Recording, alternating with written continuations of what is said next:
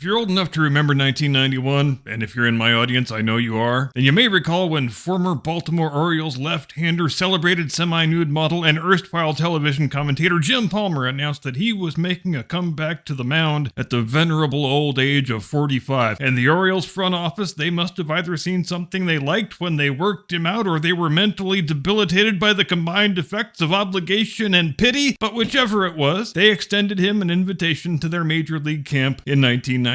And just as a quick aside, there's a fun anecdote that came out of that whole thing that I want to briefly relate. Palmer wants to get sharp before spring training starts, so he goes to Miami University and he's throwing on one of their baseball fields. The Miami team, they're practicing on an adjacent field, and one of their pitching coaches keeps looking over at this weird old lefty who's throwing on this other field. Why does that guy have such a weird motion? Is he from the freaking 60s or something? Eventually, curiosity gets the best of him, and he walks over to Palmer, having no idea who he is, and he says, "Hey, pal, I don't know who you are, but you are never getting to the Hall of Fame with mechanics like that." And Palmer says, right on cue, "Well, I guess it's a good thing I'm already in the Hall of Fame." But Palmer's comeback was a pretty big story for 3 or 4 weeks, as I recall. This was right when George Foreman's comeback was starting to gain a lot of attention. He had got himself all the way back into the heavyweight title picture, so middle-aged athletes coming back to make good against the youngsters was very fashionable at the moment, and most people treated Palmer's comeback like it was a perfectly serious thing. And they might have really believed that. Hell, he might have really believed it too. But in the actual event, he made one start in one spring training game, served up a heaping helping of 81-mile-per-hour fastballs that got batted around the ball yard with extreme prejudice, and promptly re-retired after giving up 5 earned runs on 8 hits in 2 innings. And believe you me, when you go back and look at that tape, the real upset is that he managed to get 6 men out. Now, why do I bring up this story about a man going back to the well many years later, trying to recapture his professional glory days and failing miserably at it? A man operating in a world of self-delusion where he thinks he can go right back to the job he had 20 years ago and deliver the same results he used to deliver back when he was a much younger and more talented man? Well, have you seen Jon Stewart's triumphant return to The Daily Show? No, you probably haven't.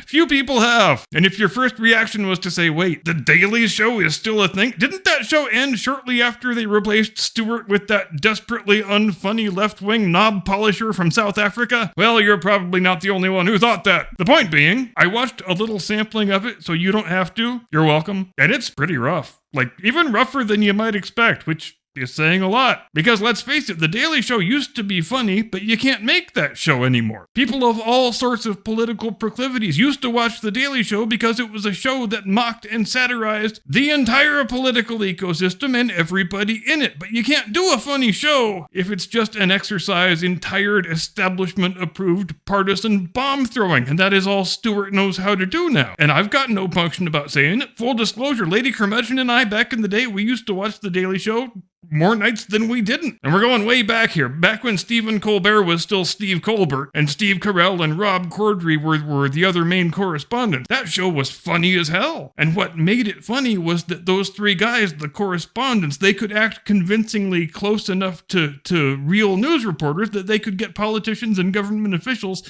to give on-camera interviews not knowing they were on a comedy show and that they're the butt of the joke. But there's a more troubling question we need to ask about Jon Stewart himself. Was he ever actually all that talented, or was he just a guy who knew how to read a prompter who was lucky enough to be surrounded with good writers and great supporting players? Because when I search my mental archive thinking of the funniest things I ever saw on The Daily Show, I don't think Stewart had a part in any of them. Have you ever listened to Jon Stewart speaking in an extemporaneous setting and thought, wow, Jon Stewart just said a really insightful thing? Me either. Have you ever heard Jon Stewart, left to his own devices without a prepared text, make a funny joke? Me either. So it would seem that now, for the first time ever, Stewart has his own TV show that he has to carry primarily on the strength of his own badly fated talents. And it's going just about as well as it went for Jim Palmer.